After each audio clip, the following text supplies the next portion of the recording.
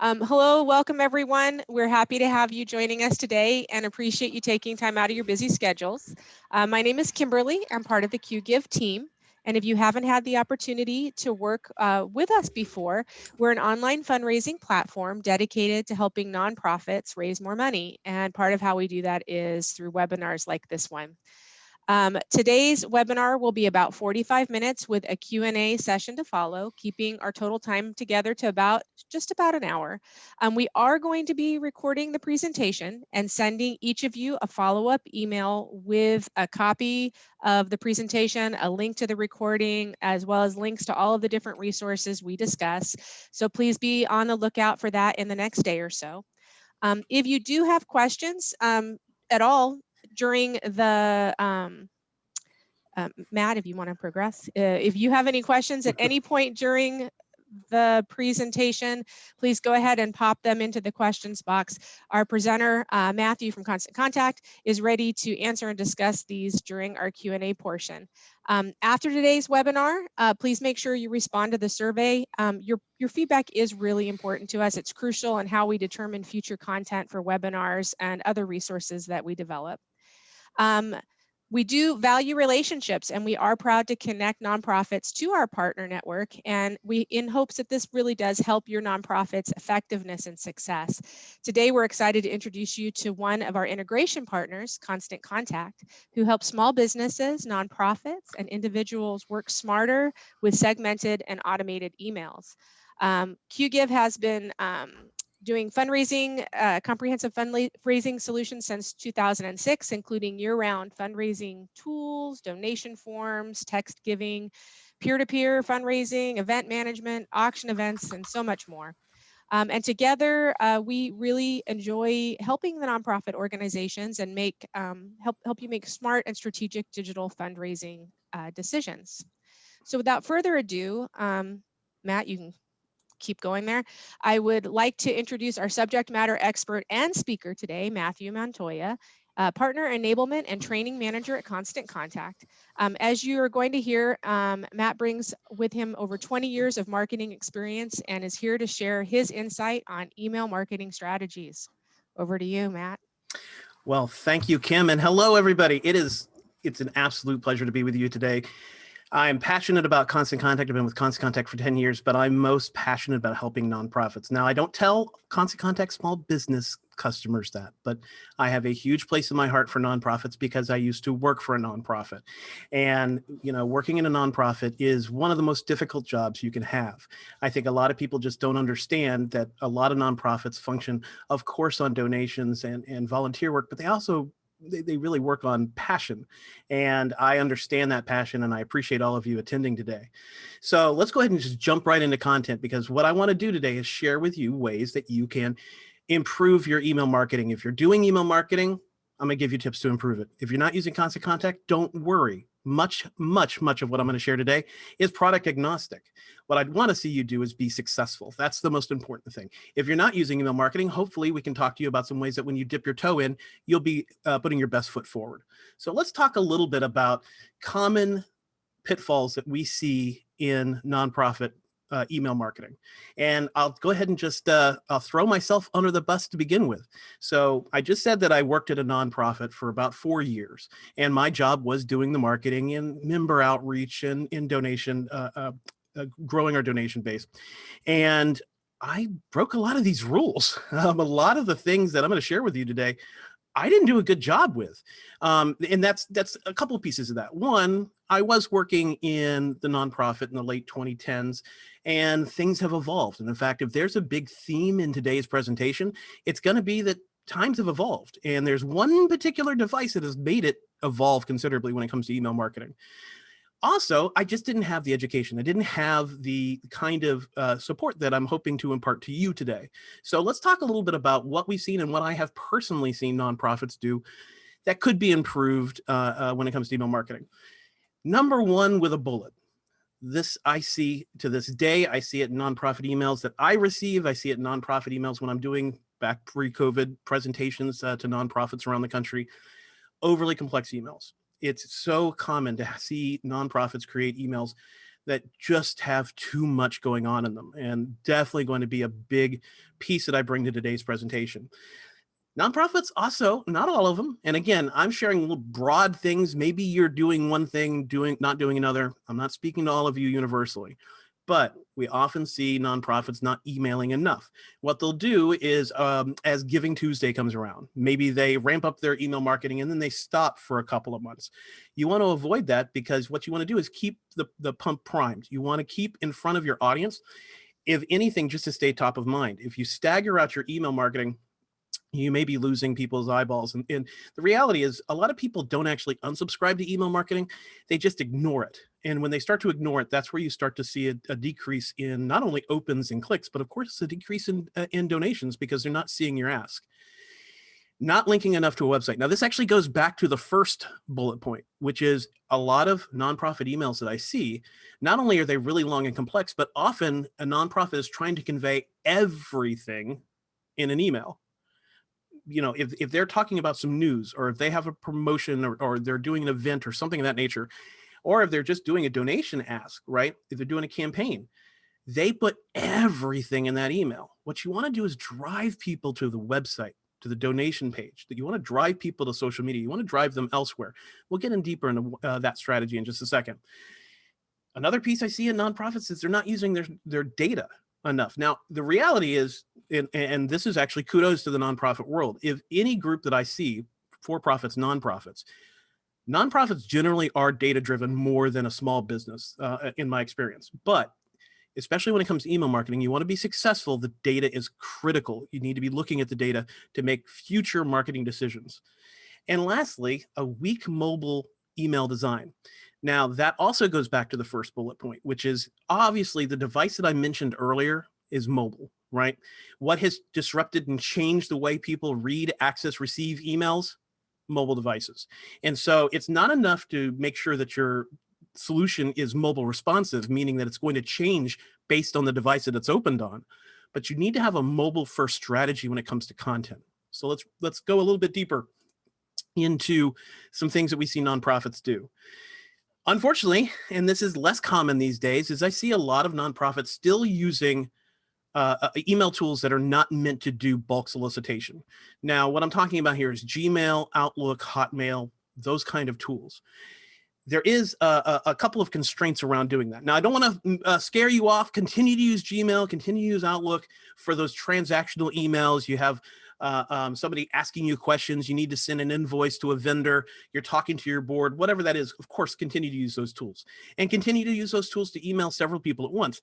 But there is a federal law that says you can't solicit via tools like that. And when it comes to donations, that's what you're doing, right? You're soliciting for somebody to donate. And the reason why there's a federal law around that, what the federal law states is that if you solicit for donations, if you solicit for business, if you solicit for attendance to an event, you have to give people that subscribe to you the ability to unsubscribe. Well, there's the first note right there, right? How are they subscribing to your Gmail? How are they subscribing to your Hotmail? How are they subscribing to tools like that? They're not. You just have a database and you're emailing them. And of course, there's no way for them to unsubscribe to it. There's no way for them to opt out, right? In addition, you also run into the ability of limited sending. You can send 20 people or so in a tool like Outlook, but you can't send to hundreds, right? And you have to do it in batches. There's no formatting control, meaning that you can't brand it to your organization as well as you can with a tool like Constant Contact. It's also susceptible to filters. So it's going to be considering that email, not bulk email, but just a one-off email. And if you're soliciting for business, it's going to maybe catch you in that. Again, your brand is hard to bring into it, and you could actually increase the number of people that are potential, have the potential to mark you as spam, because you're actually soliciting for an email, soliciting for a donation in a way that people aren't used to seeing solicitation for business. And most importantly, actually, is this last bullet point, which is there's no tracking. There's no reporting. You don't know who opened it and who clicked on it. And unfortunately, not all of you, but many nonprofits that I meet don't consider how important that tracking is. Pre-COVID, when I used to do live presentations, I'd often talk to the audience post public speaking event, and they'd say, you know, why should I use Constant Contact or your ilk? What's the number one reason? Is it because you can make a pretty looking email? Is it because you can get people to open and click? I'm like, yeah, it's all about the tracking. That's why you use a tool like us, is tracking what people open and click on. And of course, you know, using a tool like Constant Contact and put your best brand foot forward. We can help you provide, we provide beautiful templates that you can easily recreate and edit into your brand to reinforce your identity, to manage subscriptions, to ensure delivery, and to track results, and of course, to remain above the law. So let's dig in a little bit more on why email marketing for you. It's effective. It is. It's just flat out is. You put emails out there and you're going to see, especially if you're doing a donation pitch, you're going to see results. Now, it's not enough just to shoot those emails out there. And a lot of the strategy that I'm going to share with you today is critical, right? You can't just, well, the reality is if you bought Constant Contact today, if you subscribe to us and you sent an email this afternoon and it had a QGive link so people could donate, you're going to see some response. You probably will. But with strategy, you can see far more results. And email marketing delivers 3 times the conversion rate of social media. Now, does that mean, Matt, are you telling me not to use social media? No, I am not telling you to not. There's a lot of double negatives. I am telling you to use social media, right? You want to use it in conjunction with other tools like email marketing. Social media and email marketing go hand in hand. But what it does mean is that not everybody's going to see your social media posts. In fact, many followers may not. And so you can't rely solely on that to get the kind of results your organization deserves. And it's effective. For every dollar you spend on email marketing, you see roughly a $42 return on your investment for every dollar. That's pretty hard to beat. It's also reliable. Coming back to social media, email gets delivered 90% of the time, and Facebook only is seen by about 2% of fans. So ditch Facebook? No, use them together. So let's bring it back into the core conceit of today's presentation, right? We talked about the device that is disrupting everything. So on that device, what is the number one app on a smartphone? Some of you might say, oh, it's my Facebook, it's my Snapchat, oh, it's this, that, the other. No, it's probably your email app. Now, it's funny because audiences don't consider their email app an app, but it's an icon you click on your phone to look at information, right? Just like you would with any other app on your device. We live in those apps. Why do we live in our email apps? Because that's where business is done. I'd be willing to bet right now, given this world of digital presentation, some of you have your phone out on your desk right now, and you're zipping through in your inbox to see what somebody has said to stay on top of work. Guess who else is doing that? Your potential donors, your potential volunteers, stakeholders. Right? Those are the people that are also in their phones looking at their inbox. Now, when it comes to understanding the power of email marketing, you need to also understand, I should have left that a little longer. You also need to understand that 91% of their people check their email daily and 88% check their email solely on their smartphones. I'd be willing to bet most of you are in that category. And in fact, if you're currently doing email marketing or you're hoping to or thinking about it, you need to know that approximately 55% of your audience is going to be opening your emails on their smartphones. And that's where first impressions matter more now than ever.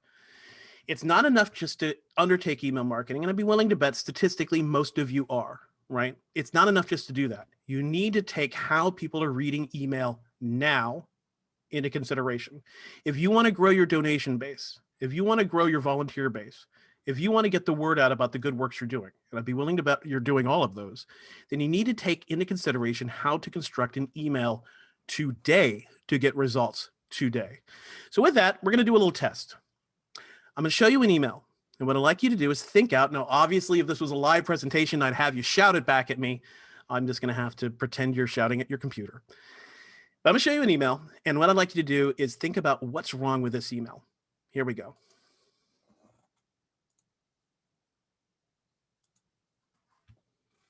All right, firstly, time's up. That's all I'm giving you. Now, why did I give you 5 seconds? Yep.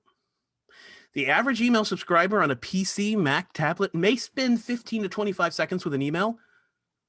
But on a mobile device, that becomes 5 to 10 seconds. You have 5 to 10 seconds to get that impression out there.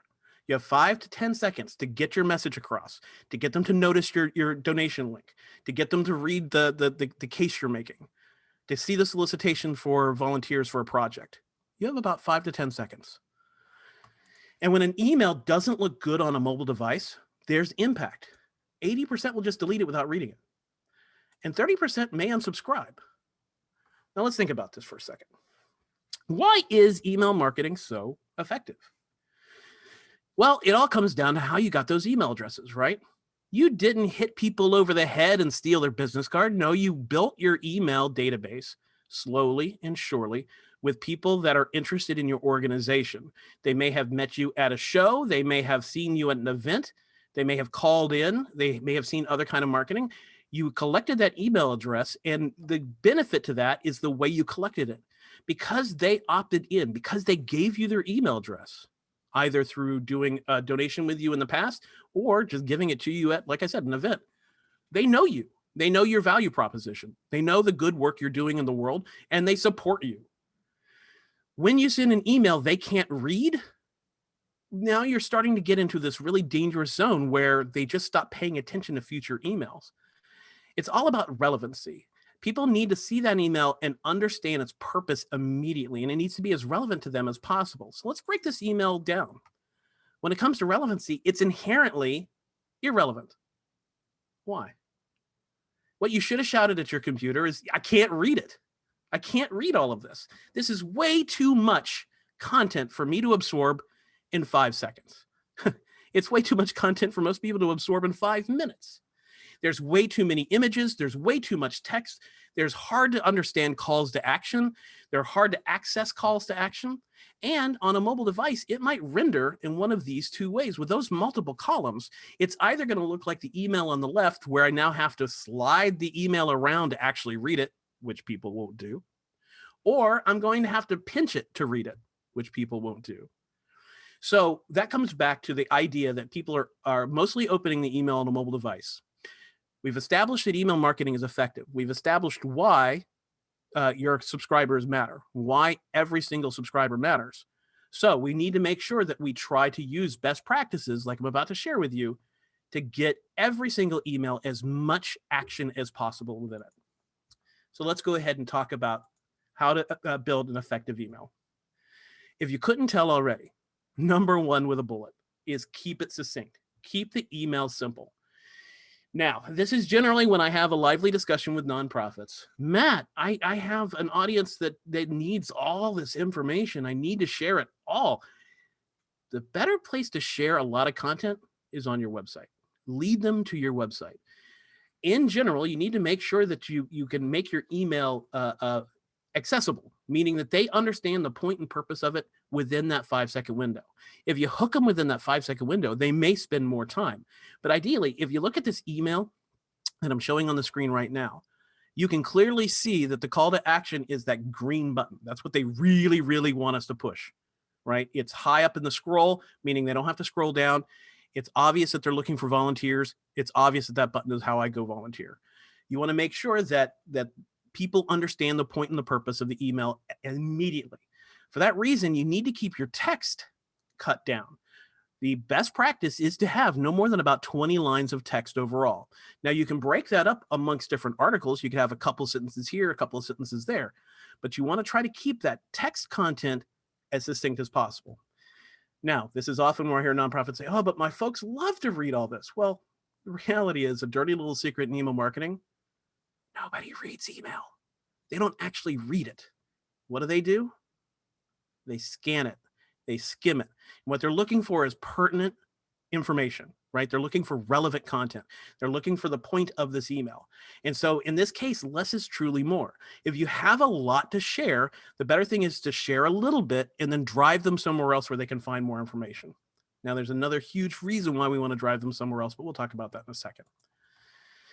Next thing is to be consistent. Now, this used to be a real problem in nonprofits. I'm not seeing it as big a problem these days, but we'll go ahead and cover it. One thing we used to see a lot in nonprofits is that they would have their brand in many of their emails, but then they'd change it up for a special campaign or the holidays. You want to be consistent with your brand colors. You want to keep those colors the same, email after email after email, because brand is established by color the fastest, right? Before they notice your logo, before they notice your title, before they notice anything else, the brand is going to actually get into their brains via the color. And so we want to make sure that we're consistent with that brand, because that's going to actually be the first hook for them. Once they open the email, what the first thing that's going to engage them is the color scheme. The next tip is to make it personal. Constant Contact gives you the ability to add in personalization within the email itself, much like a mail merge. And the reason you want to do that, especially in nonprofits, is that the sooner you can start to get them to think about the value of your organization and how it affects them and how it affects their community, the more likely you're going to get a response to an appeal, right? You're more likely you're going to get volunteers. When they start to see themselves in the marketing, you're more likely to get them to convert. In fact, when you use personalization, you'll see an 11% higher open rate. That's because, as I'm going to show you in a little bit, a best practice is to put somebody's name in the email, and you can do that with Constant Contact in the subject line. And 27% will see a higher click-through rate when they use personalization. Now, often in a live presentation, somebody say, well, my database isn't complete, Matt. Some people I have their first name, some people I don't. That's okay. Constant Contact actually has you covered because we have a fallback, meaning that when you have their name, it'll show their name. When you don't, you can have it say something else. Always use images, but be careful. All right. So we understand now that we have about a 5 to 10 second window of time in front of an audience, right? Well, the old saying, an image speaks 1,000 words. Well, that's a fantastic way to get a complicated point across with fewer lines of text, right? So firstly, the first image they should see is your logo. You need to make sure that logo reflects your brand. I doubt that that's an issue for many of you. The next tip is to link those images. Images get clicked on more than any other kind of link, especially those little blue hyperlinks in the email. The problem with those little blue hyperlinks in the email is that often people will have to pinch their screens to click on it. They're not going to do that. People are really trying to move really quickly. Images are really big and easy to click on a mobile device. And people have been trained, thanks to the internet, to click on an image to go do something. Now, there's another tip, which is to use a button. There's a button in this email. A button is a kind of image, except that it's a button, meaning that if you give people a button to push, they know they're supposed to push that button. So if I was building this Giving Tuesday email, I would actually have both linked to my donation page. That way, if some people wanted to click that Giving Tuesday image, they could go and make a donation. If their instincts was to click the button, they're going to get to that destination. I'm giving them two ways, one obvious and one not so obvious, to get to the place where I'm trying to get them. But you also want to limit your images, no more than about 3, not including your logo. The reason you want to limit your images is if you give people too many visuals, you overwhelm them and they don't know what's important to look at. And when you overwhelm your audience, now you're starting to lose them. And it starts to muddy up your calls to action and muddies up your content. So you want to try to limit your images. And in fact, I love this particular email because there's really only one image here, right? There's the logo, the Masters University, but then there's just that big image, right? We're not cluttering it up with a lot of images. If we need to share more visual content, a great place to do it is on the website, a blog, social media, right? You also never want to use, while images are really valuable, you never want to make an email. And unfortunately, I do see this quite a bit still in the nonprofit world. You never want to make an email 100% image. Now, let me describe the scenario to you. Somebody will create a beautiful graphic that they're using in a print ad, they're putting on flyers, and they upload that image to a tool like Constant Contact, and the email becomes nothing more than that flyer, right? Now, the nonprofit may have assumed, I'm saving myself time. We've already built this thing. Why not just make the entire email this image? The problem is images don't always show up in an email. I'd be willing to bet you've gotten an email in your life where the images were suppressed. That happens about 25% of the time. So while images are really valuable, you can't hang your hat solely on images. Because if you send an email out that was nothing but an image, what would people see if the image was blocked? Nothing. Now you're sending people a big email with nothing in it. And that can't be a relevant email because people won't see it, right? You also want to, the rule of thumb is you want to try to keep your email, if you're going to have a big image, you need to have at least 20% of that email be text. And that's because spam filters are also on the lookout for emails that are image heavy. You want to avoid that. But when you include an image, you're going to see a far higher engagement rate than when you don't. And as I said, images are a great way to convey complicated ideas. most of our most of the information we take in is visual, right? And because people aren't really reading every single word of an email, an image is a fantastic way to get your point across. Now, when it comes with visuals, let's talk a little bit about working with photos. Choose the right size. As again, you want to make sure that that email isn't mostly image. You also want to be aware of the scroll line. Now, what is the scroll line? The scroll line is the moment that people have to start to scroll to read more content. Now, it's going to vary device to device, right? But you can be generally aware that about the midway point of your email is going to be where somebody scrolls. So if most of your email, especially the top, is an image, that means that people are going to have to scroll down to see your calls to action. You don't want them to do that. I doubt any of you are doing this. I see this very rarely in nonprofits, more common in the small business world, but don't take images. Don't go to Google and download an image that you do not own, you did not pay for. It's not only not polite to the photographer that took the picture, but it's illegal. You don't want to do that. Best case scenario is to use your own photos, right? Use your photos of your staff, of your volunteers, of your board, of your events. Use your own photos. It conveys a realism and it connects people to your organization with heart. If you have a particular situation where you don't have photos or you don't feel like you have the ability to do that, use stock imagery. Now, a tool like Constant Contact comes with a stock image gallery built in. So you actually just simply look up the terms and you can download the image into your Constant Contact email. There's thousands of free emails included, thousands of free images included in Constant Contact that you can use that are royalty free. Now, coming back to buttons. Make sure you're always using buttons, right? Make sure that if you're whatever tool you're using, if you have the ability to use buttons because they receive a very high click-through rate. But coming back to image blocking, buttons are bulletproof, right? So if the image of that dog is blocked on some people's computer, the call to action button isn't. And so that means that my call to action is very easy to see, and I'm going to see a higher click-through rate when I use buttons. One thing you want to avoid, if I haven't made the point, is to make sure you're trying to suppress and lessen the times you use hyperlinks, because hyperlinks, unless you're just sending a one-off email through Outlook or something like that, hyperlinks see a far lower click-through rate. So I have been talking about clicks and clicks, and you want to get into the website, you want to click, click, click, click, click. Why? So this comes back to the number one question I get from nonprofits. How's my open rate, Matt?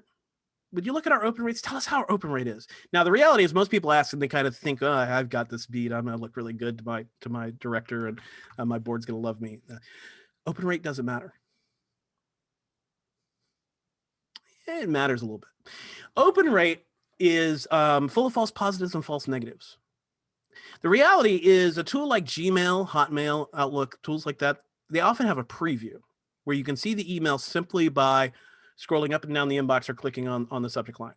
That counts as an open, whether they read one word of it or not. But the key thing is what I just said, whether they read one word of it or not. Let's say that they purposely went in their inbox, clicked on the email, opened it. What does that prove? Doesn't prove they read it. Doesn't prove what they were interested in. It just proves that perhaps, maybe they took this action. The metric you need to be obsessed with is clicks. Clicks is everything when it comes to email marketing. Clicks prove the email was delivered, proves it was opened, and tells you specifically what the audience found of value. And that's critical, right? Because if you're continuously sending out emails and you're not monitoring the clicks, maybe you're sending out content that is irrelevant to the audience. On top of that, because you're not discovering what the audience is most interested in, you don't have the ability, if you're not looking at your clicks regularly, you don't have the ability to create whole new marketing initiatives based on that content. If I had an ask out there about, actually, let's use an event. Let's say that I had a virtual event, right? And I noticed that 30% of my audience clicked on the link to learn more about the event. What do I know about them? By that action, what do I know about them? I know they're interested in my event, and I can assume they're interested in events. So I might use that data to create future emails about events directly to that audience because they're interested, right? That's the critical part, is to deliver relevant content to your audience. And through email marketing and through looking at your click-through rate data, you can start to make better decisions. The average click-through rate, I didn't even highlight that. The average open rate is 22%. And let me not throw opens completely under the bus. Opens are good for trending. Okay, so if you're seeing your open rates increase, it's probably because of your subject line. If you're seeing them decrease, it's probably because of your subject line. But that's really about it with opens. With clicks, obviously, you're going to see a deeper piece of data. Nonprofit average for opens is 22%. Nonprofit average for clicks is 10%. Now, this also comes and ties with a bow the idea of keeping my content short, simple, succinct, right? Less is more. The fewer links I give people, the more behavior I'm going to see. And that's actually, when you think about it, not rocket science. If I give people 3 choices, they're going to choose one of them if they are inclined to click, right? If I give people 15, now I'm overwhelming them, especially in a 5 to 10 second window. If I had a really important thing to say to my audience, if I had a big annual matching gift type situation going on, you know how much content I would share? As little as humanly possible, because what I really want them to do is click. And another value to getting people to click beyond trackability is that people don't actually make decisions in their email. When they get the email, they're not making the decision to donate to you in that email. They're not making the decision to volunteer, attend, do whatever you're wanting them to do in that email. The magic happens when they click. Because when they click, they're actually making the first important decision for you, which is, yes, I want to take action, right? You're already somewhat convincing them to do something because they've taken this moment out of their lives to take this action.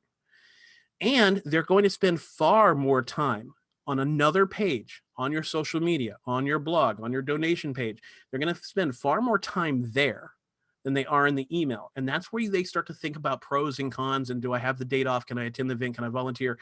What's involved here? So we really want to get those clicks. And the power of clicks goes beyond linking them to your site. As I hinted at earlier, clicks and click-through rate behavior is the reason, the number one reason you need to be thinking through your email marketing strategy. It's all about targeted content. It's all about making sure that content is relevant. Personalized subject lines see an increase of 11% higher open rate. 27% of emails receive a higher click-through rate when you personalize it. And you're just going to see higher donations when you do this. Now, when I say personalization, I'm not solely talking about putting people's name in the email. I'm talking about personalizing the content. If somebody is interested in X, you give them content about X. If somebody's interested in Y, you give them content about Y. And the way that you can determine that they're interested in it is by segmenting them. Taking that large group of contacts you have, using click-through rate data to determine which bucket this group belongs into, and sending them as relevant content as possible. So coming back to that really long, huge email that I shared earlier, many nonprofits, as I said at the top, will say, well, Matt, my audience, they demand that I share everything. Well, first off, you ought to question if that's actually true. But secondly, you're much better servicing your organization and your subscribers by giving them the content that they feel is most necessary for them. And the way you do that is looking at your reporting and your click-through rate data. When you target, you're going to see a higher success rate. You're going to see more donations, more volunteers, more attendees, more press coverage, more whatever you're trying to do for your organization. By taking your list and segmenting it, cutting up into smaller groups and sending as relevant content as possible, you're going to see more behavior because now it's speaking to them. And a tool like Constant Contact can automate all of this for you. So here's an email. All right. We have a tool called click segmentation, and actually it's really easy to use. What happens is when somebody clicks a particular link in an email, you can actually have people automatically put into a list about content related to what they clicked on. So the moment they click, not only are they going to your website, not only are they going to your donation page or your blog or wherever you're trying to lead them, but you're actually taking their contact information and copying it into a list that's relevant to them. That way, later, you don't have to do it right away, but later you can determine whether or not you may want to target that audience. So by putting them into a list where when they clicked, they were not on the list, suddenly they're on the list, all automatically. And with a tool like Constant Contact, you can tie that to automation. So we have 3 different kinds of automation in Constant Contact. Date triggers, as somebody's birthday or maybe their anniversary of their first donation or volunteer date roll around, you can send them an email. We have behavioral automation, meaning that when somebody opens a specific email or clicks on a specific link, they be sent an automated series of emails. But we also have list-based, meaning that when somebody joins a list or is added to a list, you can automatically send them content. So let's go back a little step. Constant Contact, we already know that click-through rate is the most valuable. We also know that our subscriber base is really, really valuable because of the way they gave us their email addresses. We know that email marketing is effective. Now, let's take it a step further. By knowing what they're interested in and automatically putting them into a new list, you could also automatically tie that to sending them content. You could build email around what the content category that they were interested in and automatically send them emails. One thing we know from one thing I know from being in a nonprofit, and one thing I know probably everybody watching today feels, you probably don't have the world's largest staff. It's probably you're wearing multiple hats. I know my nonprofit was a staff of 2. I wasn't just in charge of marketing and member relations. I was also the bookkeeper, the receptionist, I swept the floors. You're probably like that too. And so automating all these pieces is critical, not only to communicating relevant content out to your audience, but it'll save you some time too. So with our remaining time, let's talk about how to get people to open the email, because they can't click on the email until they open the email. So let's talk about some subject line best practices. Now, the first thing I'm going to teach you is that the subject line isn't all you thought it was. The reality is most people don't read the subject line first. Actually, the most important part of an email is the from name. Who is sending the email? So in this example, you can see that the from name is the Matco Foundation. More people determine they're going to open an email based on who sent the email than the subject line. And that's not a big surprise, because in your own life, as you're zipping through your inbox, you're not probably going subject line to subject line to subject line. The first thing your eyeball's saying is, who sent this to me? Who sent this to me? Oh, this person's important, right? And you're opening it. So you need to make sure your from name is relevant to your audience. The next most important piece is actually a little piece of text that appears under a subject line or just to the right of a subject line in the inbox. And that's called pre-header text. Pre-header text is a little bit of content that appears in the inbox. And if you're like most people, what you do is you say, oh, Kim sent me an email. What is the email about? And you're actually reading that first sentence to determine, is this on fire? Do I need to open this now? Can I put this off later? And then the subject line comes into play. So let's break this down a little bit further. So what we're talking about is something called the header. This is going to be the part of the email that's seen in the inbox. Best practice when you talk about a from name is it needs to be consistent, and most importantly, it needs to be recognizable. Now, the best practice is actually to have the email come from your organization. Now, that's upside down from what a lot of nonprofits think. Matt, I've heard that having an email come from a person gets more opens. You know what? It does. It does. But the problem is that person going to remain at your nonprofit forever? If you have an email consistently come from a person, and that person leaves, what's going to happen to your open rate? Best practice is to have an email come from your organization. And the best practice there, some of you have acronyms, some of you don't, some of you use acronyms only in some situations, some of you don't, is try to use the one that's most recognizable to your audience. And here's an example of when you send an email from a person is, who is this person, right? Unless the person is the brand, and that's very, very, very uncommon in nonprofits, it probably needs to come from your brand. When the reply to email address is how people reply to the email. You need to make it sure it's easy for them to connect to you. Okay, so the reply email needs to be coming into an inbox at your organization to somebody that's going to actually check it regularly. The subject line ideal length is about 4 to 7 words, and you need to make sure you use that pre-header text to hook them. Now, when it comes to pre-header text, if you don't edit your pre-header text, Constant Contact gives you the ability to easily edit that pre-header text, and it can actually say anything. If you don't edit it, it's going to be the first sentence of your email. And a very common thing I see in nonprofits is pre-header text like you see here. Having trouble viewing this email, click here. Well, that's not going to incite people to open the email probably, right? So you need to make sure you're paying attention to that pre-header text. And if you use Constant Contact, you need to make sure you edit it. But this also brings up a very common model that I see in nonprofits. Many nonprofits repeat their subject line month after month after month. The problem is a couple pieces here.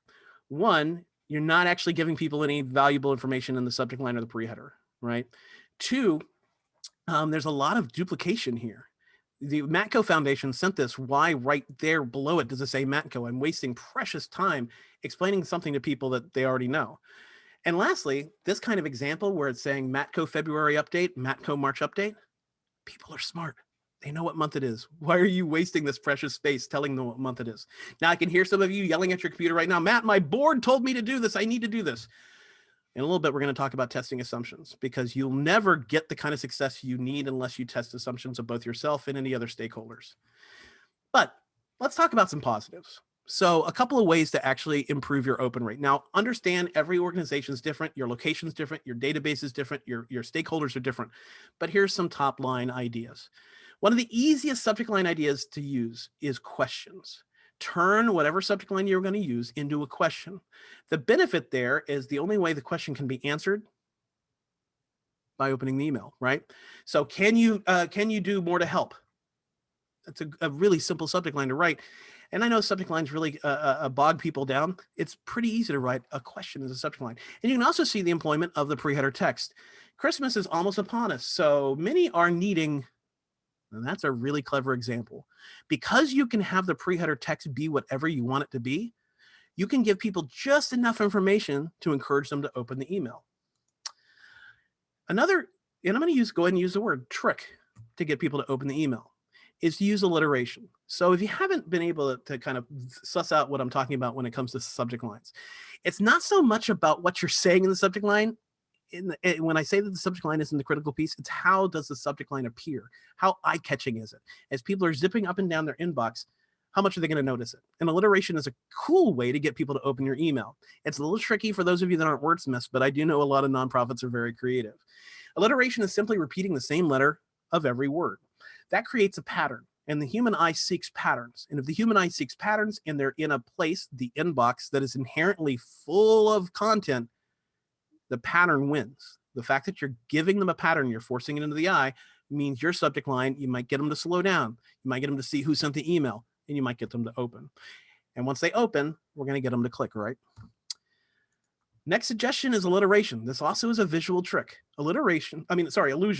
Allusion is just using a pop culture reference that you believe your audience would know. A famous song title, a famous movie title, a famous movie quote, something your audience would probably know. Let it go, let it go. That movie's been out, what now, 10 years, right? And now it's in your head, I'm sorry. But let it go, let it go. Everybody probably knows what that is, right? And as long as it's tied to the content, people are going to slow down. Let them eat cake and brownies. Famous quote, right? Idea here is to get them to slow down. Notice. Once they slow down, notice that this came from the Matco Club and they're a member of that organization, they're more likely to open the email. Another thing you can employ is chunking. That's purposely not writing your subject line as a sentence. Most people, given their own devices, inherently just write their subject line as a sentence, but there's no law, no rule, you can't. And by purposely not writing your subject line as a sentence, again, this is all visual. In a world of subject lines that are sentences, the one is not that is not a sentence gets noticed. My favorite is numbers. Numbers are magic. What you do is if you start your subject line off with a number, you're doing a couple of things. One, we've already established that people don't like to spend a lot of time in an email. Well, this tells them, hey, I know you're busy. You got time to read 3 mistakes? I got time to read 3 mistakes. You got time to read 7 ways? I got time to read 7 ways. So numbers are right off the bat telling people that the content is somewhat short and digestible. But very cleverly, what you do is you only give them 2 of the tips or 5 of the tips, right? And you get them to click to read more. Now, obviously, your content has to be built in a way that supports numbers, but this is magic. This is always what gets me the highest open rates, and it's one that I probably use a little bit too much. Now, a couple of tips around numbers. Odd numbers get higher open rates than even. Now, we don't have enough time for me to go into the psychological strategy behind that. Just know that human beings are really funny creatures. Secondly, try to go no more than 9 tips. If you offer people 17 ways to do something, well, now you're shooting yourself in the foot because now it seems too complicated. Now, the one that always gets groans when I do live presentations. Many of you love them, many of you hate them. Emojis are really effective. 56% higher open rate when you use emojis. Why? Why are emojis so effective? Visual. We're getting people to slow down because in an inbox without emojis, the 1 or 2 that show up are going to draw the eye. Now, before you throw something at your computer, we're going to talk about testing assumptions in just a second. I mentioned this earlier, personalization. You can, through Constant Contact, literally put a person's name in the subject line or any other data you've collected. Let's call it like it is. We're all selfish creatures. When we see our name, we pay attention, we slow down. And that's what the subject line's role really is to slow them down and get them to read that pre-header text, slow them down, get them to see who sent the email. Things to avoid. obviously check your language, right? Watch out for words that might seem offensive to your audience. I'm not too worried about you guys doing that. But you also want to avoid words that might be perceived as spam. Again, not very common in the nonprofit world. Credit card, weight loss, using the word spam. You just use your common sense when it comes to that. All caps. This is something I see nonprofits do. Don't use all caps. You can capitalize every letter of a word, but don't use all caps because spammers use all caps. You don't want to do that. You'll end up in the spam folder. Excessive punctuation, triple question marks, ellipses, things like that. You can use multiple forms of punctuation within the email, but you can't use them in a row, particularly triples. You'll end up in the spam filter. And in the same philosophy, don't use symbols, punctuation to replace words. That's literally what spammers do. I doubt many of you in the nonprofit world does. But whatever you do, test your assumptions. If you've been doing something the same way for years, test your assumption. If you're doing something because the board told you, test your assumptions. Through Constant Contact, we have a feature called A/B split test. You can put in 2 different subject lines, choose how much of your audience will receive each subject line, and we'll send them out randomly and tell you which one was the winner and automatically send the best subject line you could create to the remaining part of your audience. Continuously test your assumptions. Try some of my ideas, try some of your own. But by testing your assumptions, you start to learn what kind of subject lines really are relevant and resonate with your audience. And if you employ some of the tips I gave you earlier, along with testing your assumptions and using subject line ideas, but if you actually use a strategy of looking at your content data, your click-through data, if you're looking at how much content you're laying in your email, if you employ the strategies I shared with you, now you're in the perfect spot. Because if you're testing your assumptions with subject lines, you're going to put the best subject line out there. Maybe you use the A/B split test in Constant Contact. Now they're receiving the email. They're paying attention to it. They open it. You keep your email succinct. You keep it targeted and relevant to that audience. Now they can click on a link because we know it's already valuable to them, and you're on your way to increasing your donations and more. Now, we're just about at the time to answer some questions from you, and I'd be willing to bet that hopefully there's some. But I do want to talk to you about our partnership with QGive. So we are offering 30% a month for 3 months off. It's already a very low rate for nonprofits. All you need to do is visit bit.ly/CTCT-QGive, and you can sign up right there. But I know we need to get to questions. I'm sure I'm driving Kimberly crazy. So what do we got? Well, thank you, Matt. We actually do have a couple questions in queue for you. I did want to also just mention that I've seen a couple folks put questions into the chat. If you're able to put them into the Q&A, hopefully we'll be able to get through them in the next 10 or 12 minutes. Everyone will be receiving a copy of the presentation. So if you missed that web address with the offering, it'll be in the link that we send out. Okay, from early part of your presentation, there is a, for the law, does it apply to solicitation to come to an event only if the event is paid? So I'm thinking, is a solicitation considered a solicitation if it's a free event? It is only considered solicitation if money's involved. You know, I mean, I'll go ahead and pull the curtain back just a little bit. I mean, the reality of you getting in trouble if you sent a financial solicitation are fairly limited. It's really related to how many people are going to mark it as spam. In the nonprofit world, you know, not a lot may do that. If you're sending an email, we're talking about Gmail, Hotmail, Outlook, those kind of tools. But whoever asks a question, while you could do it, you may want to ask why. Now, I mean, if you're sending an email promoting a free event to 20 people, yeah, that's fine. Which of them opened up the email, which one of them clicked, you don't know. But if you're sending more than that, you definitely want to use a tool like Constant Contact purely for the tracking, purely for those reports, because that reporting is going to be the reason you would employ a tool like Constant Contact. Learning what your audience likes, prefers, giving them the most relevant content possible is important. But back to your original question, you'd be fine in that particular scenario.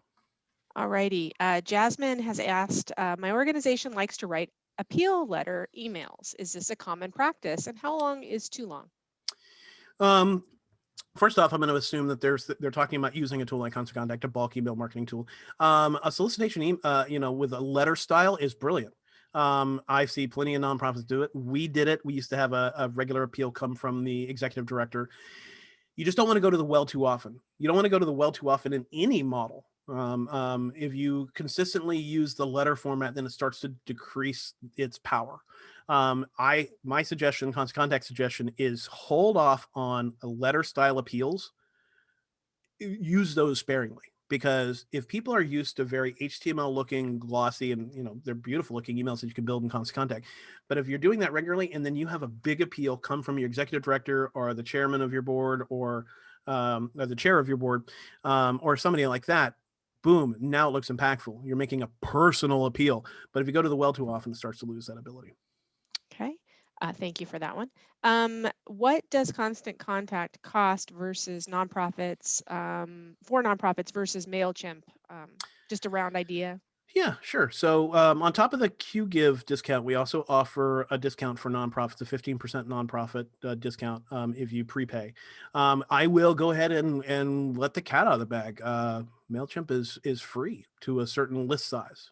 We are not. We generally, the average price is $20 a month. Now, with the discounts we're offering you, you'd actually see a savings off of that. But what happens, and I mean, you can believe me or not, we don't know each other personally, but I'll go ahead and tell you the truth. With MailChimp, what you do is, as your list grows, you start to push yourself into a pricing category that is already just right off the bat higher than Constant Contact. And so what you can do is quickly accelerate yourself into a much higher price point than Constant Contact, with none of the free US based support, none of the education we offer. The reason why there's a kind of a trap when you offer something for free is that you don't have the ability to offer experiences like this. Sharing best practices, helping you to be better. And I understand in the nonprofit world, you're a budget conscious industry, but the old saying is you get what you pay for. True. We do have quite a few questions, so hoping we can zip through these. Mika has asked, I've seen some organizations use a name and org, example Juan at ACLU, Helena at ACLU. Thoughts on that approach? I may need a little bit more context, but I'm assuming that she is asking about the from name and having the email come from them. Now, so there's two pieces, and I'm making some assumptions here. If you're in the from name is different than the from email address. If you're using the one at in your email address from the from email address, that's fine. If you're using it as the sender, you need to be a little careful. Because people become creatures of habit. And if they're regularly opening an email because it came from Juan at whatever, and that's the from name, if Juan leaves the organization, they're going to take that open rate, that behavior with them. So in that case, I would generally advise you to just use your organizational name. I kind of get why that organization is probably doing that, but the dynamics between an organization like the ACLU and you may be different. And I would honestly advise them not to do that if they're using that for the from name. All righty. Kate is asking, since emojis are images, is there a chance they won't show up in the email? Great question. No, not in the subject line. Now, if you used emojis in the body, they could, but within the subject line, no. Okay. Tim is asking, the donate button to QGive or to website or to both? Well, I mean, I would honestly throw to you a little bit on that, Kim. I mean, Well, I would definitely lead them to the donation page for QGive. I would absolutely go to your donation form. And I know that we have a couple QGive specialists on if they want to give a better answer to that. But with your donation platform, embedding your donation form on your website and basically having them go there would be how I would see that.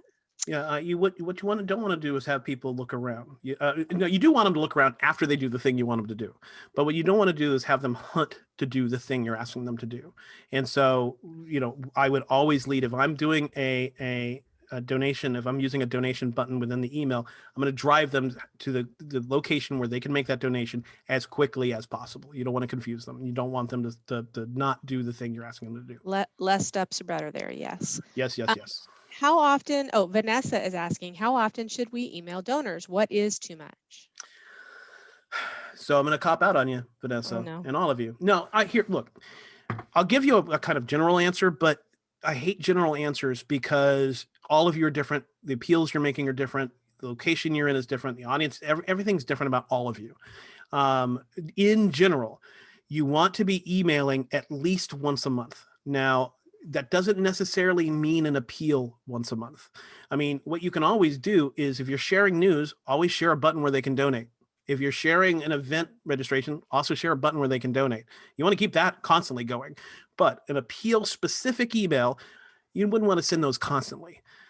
But you do want to email your audience at least once a month, at least, to stay top of mind. Because what happens is most people don't unsubscribe, especially to nonprofits. But what does happen is they tune you out. If you don't email them enough and you hit their inbox, they may not even notice it, right? You're not staying top of mind. Another reason why you want to at least email once a month is because the way top of mind works. The particular time you send an email here in April, they may not be in a budgetary situation to help you. But come July, they might be, right? Or the appeal you're making might just really resonate with them in July. So you want to keep them top of mind. You want to keep that pump primed. So when the moment's right, when they're ready, they can make that donation. But you do want to at least be emailing once a month in general. And then we've had several questions. So if you could just go back to the slide with the link to the offer and just leave that on so some folks can copy that. I would love nothing more. All right, a couple questions I'll condense here. A lot of folks are asking if you could kind of go into the interface or the integrations that Constant Contact integrates with CRMs, QGive. Well, obviously we integrate with QGive, but we have about 1,000 integrations with pretty much every CRM out there. You push a button and they start to integrate. We have integrations around social media. We have integrations around image porting. There's an integration tab within Constant Contact. Go to that, and pretty much the world's your oyster. Okay, and then hopefully we can have one more or two questions. What good email? Oh, Laura is asking, what good email automation campaigns have you seen nonprofits use? Generally around content, meaning that, and it's going to depend on the nonprofit, but generally what I've seen is, if you're using automation tied to segmentation, a great example that I see is literally the Humane Society. And so by sending people automated content around the kind of pet that they adopted, that's obviously irrelevant, right? Why would you send me information about how to care for the cat I adopted when I adopted a dog? And so, it goes hand in hand. What I think the core of that question is automating donation pitches, right? Automating that ask. I'd watch out for that. You wouldn't want people to suddenly get into a funnel of pure donation requests, but around content. So developing an automation campaign around types of content. So if your organization services this part of town or this particular group or this particular need, and you're doing, all three, you have various arms of your organization, then automating content around that particular piece of your organization makes a lot of sense. I think this may be our last question because we're up against the last minute or so. McKaylee, what are the best practices for compliancy on emails? We are currently trying to ensure all of our digital communications are inclusive. I believe, compliancy is a very specific word in the email marketing world. So I will speak to that. But then the last bit of her question threw me off. As far as compliancy, you can't buy a list, you can't borrow a list, you can't use a list from a sister organization that is not related to your organization. You can't have multiple brands under your corporate, your nonprofit umbrella. So if you have a list that you've grown for this particular brand, but you also run this other brand. You'll sometimes see this in the nonprofit space where an executive director will actually be running two organizations that they'll run you into compliance issues. Now, what they may have been asking about is something like ADA, in which case we do have ADA compliant emails that you can build, but I'm not quite sure the specific of the question. All right, well, if could you just go, there you go to the last one. So this really is the end of the webinar. There are some unanswered questions, so we will be taking a look at those, and the constant contact questions, we'll have the team over there hopefully get in touch with you. All the others that may be QGIV related will reach out as well. Thank you, Matt, for sharing all this great information with us. I absolutely are going to change some of my email ways. And thank you to everyone for joining us today. We are going to be emailing the recording with the links, the presentation, and some other great resources to everyone that registered. So if you do want to reach out to QGIV or Constant Contact about anything from today, the contact information is on the screen. Please take note of it. If you haven't already, please complete the survey. And we hope the information we covered really does help you understand the integral relationship between marketing and fundraising. And thanks again for joining us. And Thank you, everybody. we'll be in touch. Have Take a care, great Kim. day. Thank you.